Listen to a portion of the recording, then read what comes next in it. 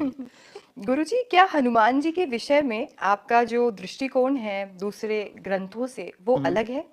आपके अनुसार इस पुस्तक में एक पाठक क्या-क्या सीख सकता है बाकी ग्रंथों के मुकाबले? देखिए, अलग अलग पुस्तकों को हम पढ़ेंगे तो थोड़ा थोड़ा रस तो हर जगह से मिलेगा ही। रस से भरपूर है हमारे ग्रंथ। और गोस्वामी कलिकुल शेखर पावनावतार तुलसीदास जी ने ही सब ग्रंथ, अनेक ग्रंथ ज्यादातर उन्होंने लिखा। हम्म, एक हनुमान जी के द्वारा खुद का लिखा हुआ है हनुमान नाटक। हम्म, एक गीता प्रेस गोरखपुर के यहाँ से पुस्तक निकलती है, बहुत प्यारी है। उसमें बहुत विविध कथाओं का वर्णन है। हनुमान अंक हम्म, गोस्वामी तुलसीदास जी के ग्रंथ हैं। हम्म, हनुमान शाटिका, हम्म, हनुमान बाहुक अथवा हनुमान चालीसा, और भी अन्य महापुरुषों ने अपने अपने प्रेरणा से हम्म, हनुमान जी के बारे में लिखा। वाल्मीकि रामायण में भी हनुमान जी का वर्णन है। हम्म, श्री रामचरितमानस में भी हनुमान जी का वर्णन है। सुंदरकांड के माध्यम से वर्णन है। तो छोटे छोटे ग्रंथ, बड़े बड़े महाग्रंथों में हम्म, हनुमान जी का वर्णन है। जी, लेकिन सब पढ़ पाना आज के युग में बड़ा कठिन था। हम्म, और खासकर युवा, दौड़ता हुआ युवा, आजकल रील में फंसा हुआ युवा, जो रियलता अपनी खो चुका है, हम्म, रील में फंस गया युवा। तो उनके लिए हमने सोचा कि क्या किया जाए हम्म, कि इस रील के जमाने में हम्म, कम समय में हम्म, वो हनुमान जी के चरित्र को समझ पाए, जी, हनुमान जी के चित्रण को अपने जीवन में उतार पाए, हनुमान जी के चरित्र से कुछ सीख पाए। इसलिए ये विविध ग्रंथों का सार इस मल्टी टैलेंटेड हनुमान नामक पुस्तक में रखा है। इसलिए ये अपने आप में एक अभूतपूर्व ग्रंथ ही है। आपने इस पुस्तक में ये बताया कि हनुमान जी से राजनेताओं को भी सीखना चाहिए। आप प्रधानमंत्री मोदी जी से और अन्य बहुत सारे राजनेताओं से मिलते रहते हैं। आपको क्या लगता है इस पुस्तक के माध्यम से आप राजनेताओं को कैसे आगे देश को बढ़ाने के लिए प्रेरित करेंगे? ये कौशल हनुमान जी से भी बहुत अभूतपूर्व है। हनुमान जी को जब माता जानकी जी की खोज के लिए भेजा गया, सब वानर हनुमान जी एक अलग अलग टुकड़ी टुकड़ी करके भेजी गई चारों दिशाओं में। तो जिस टुकड़ी में हनुमान जी थे, उस टुकड़ी के सेनानायक जामवंत जी थे। उन्होंने अपनी अवस्था को देखते हुए, विचार करते हुए इस टुकड़ी का नायक अंगद को बनाया। जी, प्रभु श्री राम की भी आज्ञा थी। टुकड़ी के नायक होने के नाते अंगद जी, जामवंत जी सब जा रहे हैं, हनुमान जी भी जा रहे हैं। हनुमान जी सेवादार की भूमिका कितनी अभूतपूर्व कार्यकर्ता की निभाते हैं कि हनुमान जी पीछे चलते हैं। जी, तो किसी ने पूछा कि आप पीछे क्यों चल रहे हैं? तो हनुमान जी ने बड़ा गजब का जवाब दिया। बोले, प्रभु को मिलन और भक्ति के मिलन में हम भक्तों के पीछे ही चलते हैं। एक तो ये कारण है, और दूसरा ये कारण है कि जो हमसे आगे जा रहे हैं वो धोखे से उपासना के रास्ते में तो जा रहे हैं, पर धोखे से वासना के रास्ते में वापस ना मुड़ जाएं, इसलिए उन लोगों के हम पीछे लगे रहते। ये कार्यकर्ता राम जी के हैं, सेवक राम जी के हैं। अगर ये गुण कार्यकर्ता के अंदर आ जाए तो कभी भी पार्टियां कमजोर नहीं पड़ सकती, जी, कभी भी राजनेता कमजोर नहीं पड़ सकता है, और वो बेहतरीन राजनेता हो सकता है। कब? जब बेहतरीन कार्यकर्ता हो। तो हनुमान जी पहले बेहतरीन सेवक बने, तब फिर बेहतरीन स्वामी बने। तो हनुमान जी से हमने राजनेताओं के लिए यही सीख निकाली कि हनुमान जी स्वयं तो छिपते रहे, पर भगवान को छपाते रहे। कार्यकर्ता का यही गुण होना चाहिए, सेवक कम दिखे, सेवा ज्यादा दिखे। वर्तमान के युग में सबसे कठिन बात यह हो गई कि सेवक बहुत दिख रहे, सेवा कम दिख रही। जी, तो हनुमान जी महाराज से प्रत्येक राजपीठ पर बैठे हुए व्यक्ति को यह सीखना चाहिए कि हमारी सेवा ज्यादा दिखे, हम भले ही कम दिखें। अगर सेवा आपकी ज्यादा दिखेगी तो राष्ट्र का भला होगा, प्रजा का भला होगा, और जब प्रजा का भला होगा तो प्रजा निश्चित रूप से राजा का भला करेगी, तो आपका भला होगा। जी। गुरुजी, अभी हम राष्ट्र की बात कर रहे हैं तो ऐसे में एक धर्म युद्ध था जो द्वापर युग में हुआ, महाभारत, जिसके जी। अंदर हनुमान जी पताका पर विराजमान थे और उन्होंने उतना बड़ा युद्ध जो है वो जितवा दिया। आज भी एक धर्म युद्ध की शुरुआत हो चुकी है जहां पाकिस्तान ने धर्म पूछकर हमारे ही लोगों को कुचल दिया है जी। और हमारा देश जो है ये ऐसी स्थिति में जूझ रहा है। मुझे यकीन है कि अभी भी पताका पर हनुमान जी विराजमान है। बिल्कुल। आपका इस पर क्या विचार है? संपूर्ण विश्व के नायक तो हनुमान जी हैं ही हैं। हर जगह कण कण में उनका उनका आविर्भाव है, उनकी अनुभूति है, उनका अनुभव है। परंतु भारत भूमि वो भूमि है जहाँ श्री हनुमान जी के प्रभु प्रभु श्री राम प्रकट हुए। जी, तो इस देश को भारत कहा गया, और भारत का तो भला होना ही है, क्योंकि यहाँ हनुमान जी कण कण में व्याप्त हैं, गांव गांव में उनके देवालय हैं, मंदिर हैं, घर घर उनकी पूजा हो रही है हनुमान चालीसा के माध्यम से। तो हनुमान जी महाराज रक्षा के रूप में है, तो देश का अहित नहीं होना है। देखिए सूर्य उगता है पर बादल आते हैं, तो सूर्य की जो किरणें हैं वो कुछ समय के लिए छिप जाती हैं, लेकिन सूर्य कभी भी खत्म नहीं होता, वो किरणें कभी खत्म नहीं होती। कुछ क्षण के लिए छिप सकती हैं पर उन्हें कोई मिटा थोड़ी सकता है। जैसे ही बादल हटते हैं वो पुनः सुशोभित होने लगती हैं, पुनः देदीप्यमान होने लगती हैं, पुनः प्रकाशित करने लगती हैं, वो अरुणिमा की लालिमा पुनः प्रकाशित करने लगती हैं। ऐसे ही हनुमान जी हैं। वर्तमान युग अगर धर्म युद्ध होता है तो निश्चित रूप से पहली बात तो भगवान करे युद्ध होना, हम युद्ध के किंचित मात्र भी पक्ष में नहीं। फिर भी अगर जब नहीं माने तो प्रभु श्री राम भी कोशिश करते रहे रावण से संधि की, जब नहीं माना तो युद्ध हुआ। भगवान कृष्ण भी कोशिश करते रहे कौरवों से संधि की, जब नहीं माने तो महाभारत हुआ। अब इसी प्रकार अगर पाकिस्तान नहीं मानेगा तो अभी तो ऑपरेशन सिंदूर हुआ है कालांतर में, अब जब सिंदूर झांकी ऐसी है तो फिर मेहंदी हल्दी बाकी, तो फिर उसका क्या होगा वो खुद जाने।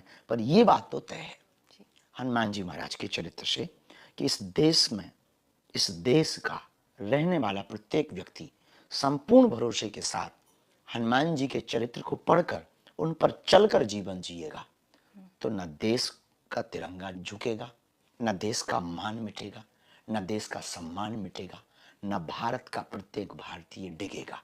ये तो पक्का है। अगला सवाल है, क्या आपने पुस्तक लिखने के दौरान किसी विशेष अनुभव या कोई दिव्य संकेत का अनुभव किया था जिसे आप शेयर करना चाहते हैं व्यूअर्स के साथ में, आपके भक्तों के साथ? ऐसा कुछ खास तो नहीं, हम तो 24 घंटे ऐसे ही रहते ये संकल्प था कि लिखना है, तो हम लोग 4-5-6 लोग थे, हमारी टीम है। उसमें एक आचार्य जी थे जो हमारे यहाँ कर्मकांड करते रहते थे, तो वो, और धाम के 3-4 लोग, एक बहुत अच्छे हमारे प्रिय मित्र भी।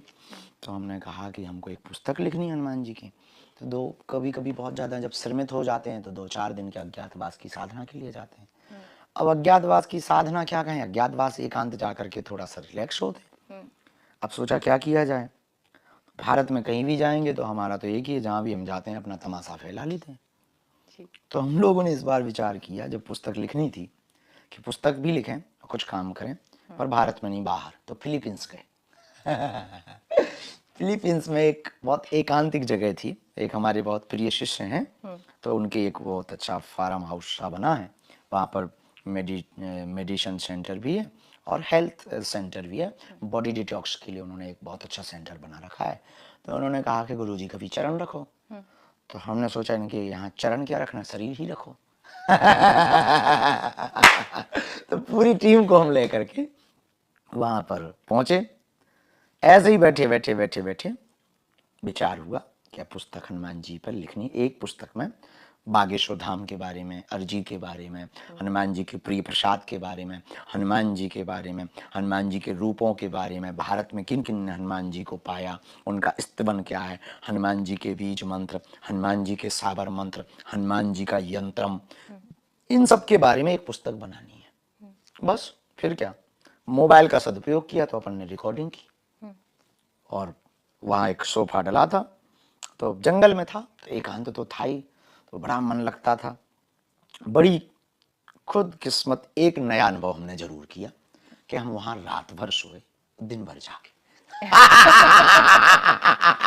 जो प्रायः हम अनुभव नहीं कर पाते, ये हमने किया।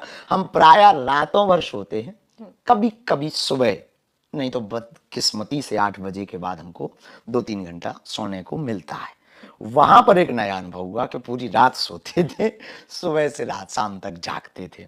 तो वो जो अनुभव था वो यही था कि हम बहुत फ्रेशनेस महसूस करते थे, बहुत लाइटली महसूस करते थे, और फिर उस वक्त हमने ये पुस्तक का लेखन किया। बहुत अद्भुत पुस्तक, वहीं लगा कि बहुत अद्भुत पुस्तक है। फिर इसके बाद में जब बहुत आगे बढ़े तो भगवान की कृपा से लेखन हुआ, कागज पे आई। फिर हम खोज करते रहे थे कि इसको किसी को सौंपें, ये माथापच्ची तो हमसे होती नहीं है। एक बार सनातन धर्म की पुस्तक हमने पहले भी लिखी, वो लिखी थी हमने कोयम्बटूर में। अच्छा। तो वो भी एक ऐसे ही औषधालय केंद्र ही था। हमें कोई बीमारी नहीं है। तो औषधालय केंद्र मतलब वो भी वहाँ रिलैक्स होने के लिए बड़े बड़े लोग जाते हैं। तो एक सज्जन ने कहा कि आप चलो, तो वहाँ भगवान शिव का बहुत अच्छा टेम्पल भी है। तो कोयम्बटूर में एक जगह है, तो उस जगह में हम लोग गए। तो वहाँ पर भी हमने सनातन धर्म क्या है वो पुस्तक लिखी। बहुत लोगों तक वो पुस्तक पहुंची, बहु उपयोगी भी है। कालांतर में उसकी परीक्षाएं भी जगह जगह हमें करवानी है। फिर उस पुस्तक से बहुत कुछ सीखते सीखते सीखते ये बात तो हमने सीख ली कि पुस्तक हम लिख सकते हैं। हमें जो भगवान ने गॉड गिफ्टेड कृपा दी है, हनुमान जी के बारे में जितना भी बहुत कम जाना है, इस पुस्तक में हनुमान जी के चरित्र को, इतना विशाल चरित्र है कि लिखना, ऐसे लाखों करोड़ों प्रतियां इतनी पुस्तकों की भर जाएंगी तब भी उनके चरित्र को नहीं लिख पाएंगे। पर कम से कम में कैसे कोशिश करें तो इतना उनकी कृपा से, उनकी ही प्रेरणा से लिख पाए। पर ये तो तय था कि इसे हम जन जन तक नहीं पहुंचा सकते। तो फिर भगवान ने एक और कृपा की, हनुमान जी ने ही जिन्होंने ये पुस्तक लिखवाई। तो इनविंसिबल पब्लिकेशन वाले हमारे यहाँ धाम पर आ गए। वो बोले गुरु जी चिंता ना करो, हम इस पुस्तक को जन जन तक पहुंचा देंगे। हमने कहा कि वो तो अद्भुत बात हो गई है, भगवान की बड़ी कृपा है कि ब्याह के लिए दूल्हा बैठा हो, दुल्हन मिल जाए तो बड़ी बात है। तो वो आए, तो हमने कहा महाराज हम तो बड़ी इसी चिंता में, तुम ठीक आ गए। तो हमने उनको वो प्रति सौंप दी।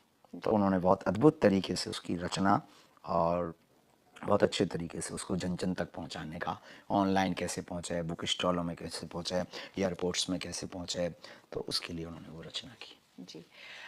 गुरुजी, अभी आपने बॉडी डिटॉक्स मेंशन किया, पर अभी फिलहाल आप ब्रेन डिटॉक्स पे काम कर रहे हैं जी। और सैकड़ों लोगों की मदद कर रहे हैं। मुझे बाहर एक डॉक्टर मिली जिन्होंने कहा कि उन्हें अभी तक हनुमान जी की इन शक्तियों के बारे में पता ही नहीं था। Yes. उन्होंने कुछ ऐसा एक्सपीरियंस किया, ऐसा अनुभव किया जो वो पहले कर ही नहीं सकती थी। Yes. ये जो आप नया ब्रेन डिटॉक्स लेकर आए हो, इसके बारे में आप अपना विचार। इस पे अभी हम खोल के इसलिए नहीं रख सकते क्योंकि लगभग हमारे अभी 96 सेशन बाकी हैं, अभी ट्रायल है। ओके। तो हमारी एक बहुत अच्छी और बेहतरीन आदत ये है कि हम उसको पहले खुद महसूस करते, खुद अनुभव करते हैं। लगभग उसके कई प्रमाण, कई तरह के ब्रेन के लोगों के ऊपर हम प्रयोग कर रहे हैं। कुछ बच्चों को ऑटिज्म है उन पर प्रयोग कर रहे हैं, कुछ IIT IIMs के बच्चे हैं, कुछ डॉक्टर्स बुद्धि वाले हैं, कुछ IPS बुद्धि वाले हैं, तो कुछ IAS बुद्धि के लोग हैं, तो कुछ पब्लिक एडर में रहने वाले लोग हैं, तो कुछ एकांत में रहने वाले लोग हैं, तो कुछ फॉरेनर्स हैं। उन सबको एक साथ बैठा करके लगभग 6 महीने में या 3 महीने में एक सेशन 3 दिन का रखते हैं, जिसका नाम अभी रखा ऊर्जा संचय समागम। और इस ऊर्जा संचय समागम में व्यक्ति बोझ से लदा हुआ आता विचारों का, एक होता बॉडी का फैट, एक होता ब्रेन में विचारों का फैट। तो बॉडी का फैट तो डिटॉक्सेशन और लिक्विड डाइट से ठीक हो सकता, पर अभी तक ऐसा कोई व्यवस्था नहीं बनी कि विचारों से कोई बोझों से तला हो, दबा हो। बहुत लेयर टू लेयर है विचारों की, वासनाओं की, आज के बहुत गंदे कंटेंट और ये बहुत गंदी पिक्चर्स, बहुत गंदे कंटेंट जो वायरल हो रहे हैं वो ब्रेन पे भर रहे हैं, गंदी बातें जो ब्रेन में लगातार लेयर टू लेयर चढ़ती जा रही हैं। और किसी ने भला बुरा कह दिया, किसी ने उल्टा सीधा कह दिया, वो दिमाग में भरा, किसी से कोई भूल हो गई, किसी को बता नहीं सकते लेकिन वो दिमाग में भरी, कुछ बहुत बड़ा अपराध कर दिया वो दिमाग में भरी, वो बता नहीं सकते। तो वो धीरे धीरे ना आदमी अपने मूल रूप से खत्म हो जाता, स्ट्रेस में झिझका हुआ, भयभीत रहने लगता, और वो एकदम खुला हुआ नहीं रहता, खिला हुआ नहीं रहता। और हमारा उद्देश्य है खुले रहो, खिले रहो, पर मस्त रहो। तो इस उद्देश्य की पूर्ति के लिए बहुत चीज़ों को संजोने के बाद गुरुदेव भगवान की कृपा से एक 3 दिन का सेशन निकला ब्रेन डिटॉक्स का। तो बॉडी डिटॉक्स पूरी दुनिया करती है, अब वर्तमान में दुनिया को आवश्यकता है ब्रेन डिटॉक्स की। तो ब्रेन डिटॉक्स का ये जो सेशन है इसमें लगभग 4 घंटे का मॉर्निंग का वो मेडिटेशन होता है, हीलिंग विथ मेडिटेशन। तो दुनिया को अगर आपको बहुत लंबी आयु देनी है तो मेडिसिन विथ मेडिटेशन देना पड़ेगा, body detox with brain detox देनी पड़ेगी, तभी वो लंबी आयु पा सकता है। इसीलिए कि ये प्रयोग ऊर्जा संचय समागम का हमने शुरू किया, बहुत अच्छा है, उसका रिजल्ट बहुत मिल रहा है। और अद्भुत बात यह है कि हमको एक माता जी ने भी बताया कि वो 4 साल से नींद की दवा खा रही थी और मात्र एक शिविर अटेंड करने के बाद उनकी दवा बंद हो गई। और ये रिजल्ट बहुत अभूतपूर्व था और उन्होंने माइक पे ही ओपन होकर के बताया।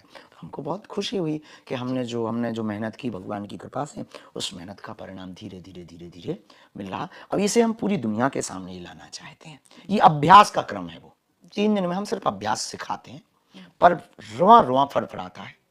ब्रेन का एक एक तंत्र उसमें फड़फड़ाता है, और एक एक तंत्र में ऊर्जा पहुंचती है। एक एक छोटी छोटी, जो बहुत लोग कहते हैं कि ब्रेन में बहुत छोटी छोटी छोटी छोटी छोटी नसें होती हैं, उस रक्तचाप वहां तक पहुंचता है, बहुत गर्म रक्तचाप पहुंचता है, तो वहां के ब्लॉकेज को खोल देता है, विचारों के ब्लॉकेज को खोल देता है। उससे IQ लेवल भी हाई होता है, उससे विचार करने की क्षमता भी बहुत अद्भुत होती है। और सबसे अद्भुत बात है कि इस ऊर्जा संचय समागम से व्यक्ति यहाँ से बॉडी से तो हल्का जाता ही है, ब्रेन से भी बहुत हल्का जाता है, लाइटली महसूस करता है, जैसे उसने कोई बहुत बड़ा बोझा उतार दिया हो। तो ये 3 दिन का जो शिविर था नैनीताल के, इसके लिए अलग अलग वेदर में अलग अलग जगह कर रहे हैं कि कहाँ पर बहुत ज़्यादा इफेक्टिव होता है। तो ऐसा भी हम कोशिश कर रहे हैं महसूस, पर बहुत अच्छा जा रहा भगवान की कृपा से। गुरुजी, जब हम भक्ति की बात करते हैं, जब हम प्रेम की बात करते हैं, तो हनुमान जी ने तो अपनी भक्ति और अपने प्रेम को सीधा सीना चीर कर दिखा दिया था। आज कलयुग के अंदर अगर हमारे अंदर भक्ति है, प्रेम है, हम तो सीना नहीं चीर सकते। तो हम अपने भक्ति को, अपने प्रेम को प्रभु को कैसे दिखाएं? भक्ति जताने या बताने का विषय नहीं है जी, जगाने का विषय है। ये बात मान लेने जैसी है। अगर आप जता रहे हैं, बता रहे हैं और थैंक यू सुनना चाहते हैं, तो भक्ति मत मानिए, बिजनेस मान लीजिए। जी, क्योंकि लेने देने का काम तो बिजनेस में होता है। प्रेम में या भक्ति में तो समर्पण का विषय होता है कि क्या लुटा दिया जाए, क्या समर्पित कर दिया जाए। फिर हमें जताना किसको, बताना किसको। और जताने बताने से कुछ खास फर्क पड़ने वाला भी नहीं। ये भी तय, या तो आदमी आपको साइको समझेगा या पागल समझेगा, या फिर वो ये कहेगा कि किसी बाबा के चक्कर में तू बर्बाद हो गया। इसीलिए भक्ति जताना भी नहीं है, भक्ति बताना भी नहीं है। भक्ति तो जगाना है, अनुभव करना। हवा को कौन बता सकता? हवा को तो अनुभव किया जा सकता। अंदर जा रही है, बाहर आ रही है, बस इसको महसूस करो, इसका आनंद लो। जब यही हवा AC से गुजर के आती है तो शीतल हो जाती है। यही हवा जब हीटर से गुजर के आती है तो बड़ी गर्म हो जाती है। यही हवा जब वसंत के पत्तों को छूती हुई आती है तो शीतल मंद सुगंध बयार पुरवैया हवा हो जाती है, और तन मन को तंदुरुस्त करने लगती है, मन को आह्लादित करने लगती है, चित्त को प्रसन्न चित्ता की ओर ले जाती है। हवा तो वही है, जहां से गुजरती है वैसे ही आनंद दे। ऐसी ही भक्ति है। भक्ति तो वही है जिसके हृदय की पात्रता से गुजरती है, वो वैसी ही बनती जाती है। पर भगवान के सामने क्या जताना बताना। एक तो हम उसे अंतर्यामी कहें ना, और यदि वो अंतर्यामी है, ऐसा आप कहते हो, तो फिर बताने की क्या जरूरत। अंतर्यामी का मतलब ये जो अंदर की जानता है, तो वो तो अंदर की जानते ही है। तो हमें नहीं लगता कि भक्ति बताने का विषय है या जताने का विषय, भक्ति जगाने का विषय। फिर भी जब दाव लगे तो इस भरोसे के साथ रहें कि हम जितनी श्रद्धा पूर्वक भक्ति करें, उतनी श्रद्धा पूर्वक अगर कुछ कह दिया तो उसे करना पड़ेगा। जैसे किसी गांव में महात्मा थे, उनका प्रण था कि वो नमक नहीं खाते थे, और एक जगह पंगत में संतों के चक्कर में बैठ गए और ये बताना भूल गए कि हम नमक नहीं खाते। अच्छा। और पंगत में सबके पास थालियां आ गई। अब पंगत में किसको क्या पता कि कौन बाबा नमक खाता कि नहीं खाता। दाल भी आ गई। अब वो बड़े चिंता में फंस गए। गुरु महाराज उनके बगल में बैठे थे, अब वो मना भी नहीं कर सकते, उठ भी नहीं सकते। तो किसी को बुलाने वाले ही थे कि हमें फल ले आओ, भोजन नहीं करना है, हम नमक नहीं खाते। तब तक एक लड़की भागी भागी आई, महाराज अरो भोजन मत करना, दरअसल दाल में नमक डालना भूल गए। तो महात्मा बोले भला हुआ, भगवान की बड़ी कृपा, ऊपर देख करके धन्यवाद दिया। तो जब हम बड़ी निष्ठा पूर्वक परमात्मा के प्रति समर्पित हो जाते हैं, शरणागत हो जाते हैं, सरेंडर हो जाते हैं, हमारी उस आस्था को बचाए रखने की जिम्मेवारी उस परमात्मा की हो जाती है। और अगर वो हमारी आस्था ही ना बचा पाए तो फिर वो परमात्मा कैसा। इसलिए हमें नहीं लगता कि हमें भक्ति जतानी है या बतानी है। किसी की लाइन हमें याद आई, सुबह हम पढ़ रहे थे, बड़ी अद्भुत थी। हौसले जिनके चट्टान हुआ करते हैं, रास्ते उनके भी आसान हुआ करते हैं। ये नादान न घबरा इन परेशानियों से, ये तो पल भर के मेहमान हुआ करते हैं। तो अगर आप भगवान के भरोसे हैं तो छोट बड़े बड़े संकट धीरे धीरे छटते जाएंगे, कटते जाएंगे। हमें जताने की जरूरत नहीं है। और जताना बताना नहीं है, मुस्कुराना है। जी। और मुस्कुराना ही भक्ति मान लीजिए। जी। अगर आप भगवान से जुड़ने के बाद मुस्कुरा नहीं रहे तो आप भक्ति में नहीं।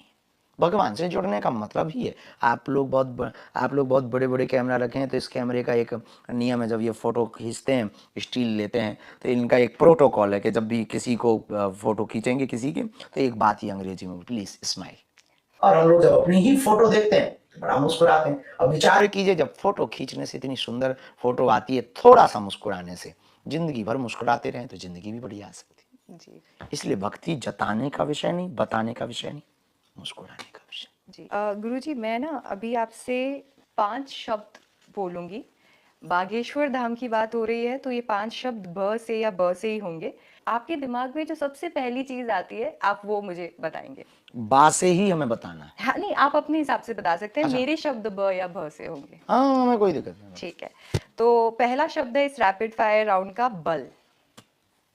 बल अगर किसी में है तो वो हनुमान जी के अंदर है, विद्या किसी में है तो वो हनुमान जी के अंदर है, और वो दोनों ही बासे। जी। और दूसरा शब्द है भक्ति। भक्ति की श्रेष्ठ प्रधान अगर कोई है तो वो हनुमान जी ही है, और भक्ति श्रेष्ठ अगर कोई है तो वो हनुमान जी है, और जिनके अंदर भक्ति है उनके अंदर ज्ञान भी और वैराग्य भी। और बागेश्वर धाम। बागेश्वर धाम अगर है तो भक्तों के लिए आशा का केंद्र है, श्रद्धा का केंद्र है। अब आने वाले कालांतर में वो आरोग्य का भी केंद्र बनने वाला है, और हनुमान जी की चैतन्यता को महसूस करना है तो बागेश्वर धाम। बुद्धि। बुद्धि की प्रखरता और निखरता को अगर पाना है तो हनुमान चालीसा का अध्ययन, हनुमान चालीसा पर जीवन जीना बहुत आवश्यक है। तो निश्चित रूप से बुद्धि निखरेगी भी, बुद्धि प्रखर भी होगी, बुद्धि अव्वल भी होगी हनुमान जी के चरित्र से। और आखिरी है भूत।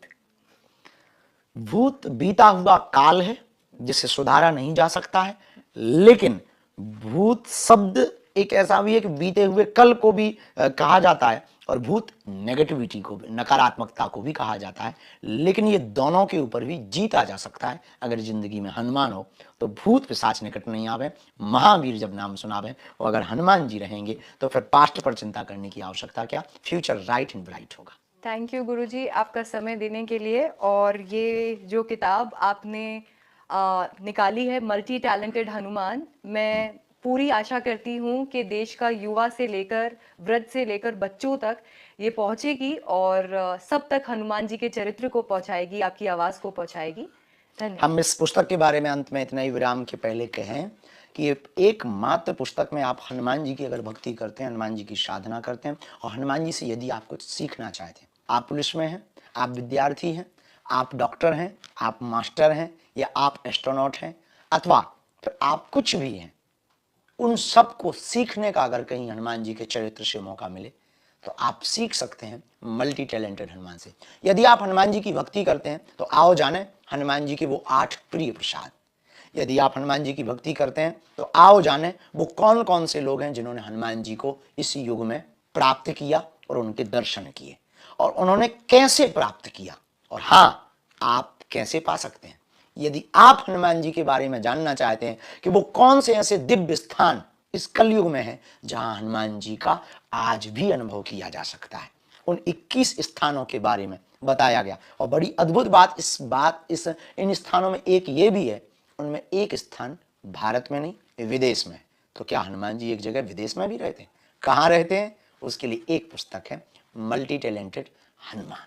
अगर यदि आप बागेश्वर धाम से जुड़े, अर्जी लगाना चाहते हैं, अर्जी के बारे में समझना चाहते हैं, धाम की महिमा के बारे में जानना चाहते हैं, अथवा फिर आने वाले भविष्य में बागेश्वर धाम आस्था के केंद्र के साथ साथ जो आस्था का केंद्र, आरोग्य का केंद्र होने वाला है, उस आरोग्य के केंद्र और आस्था के केंद्र बागेश्वर धाम के बारे में जानना चाहते हैं, तो उसके लिए एक बेहतरीन पुस्तक है, उसका नाम है मल्टी टैलेंटेड हनुमान।